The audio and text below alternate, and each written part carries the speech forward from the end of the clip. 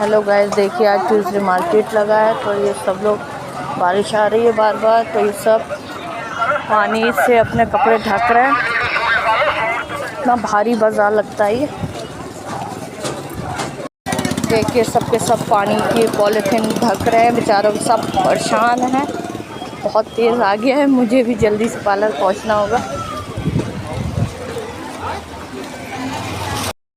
सब परेशान हैं, सब ने अपना सामान पॉलीथीनों से ढक दिया है। तो अफसोस हो रहा है बेचारों को देख के, कितना ज़्यादा भीड़ होती है, कैसी सन्नाटा पड़ा हुआ है। ये लेडीज़ वगैरह बैठी हुई हैं।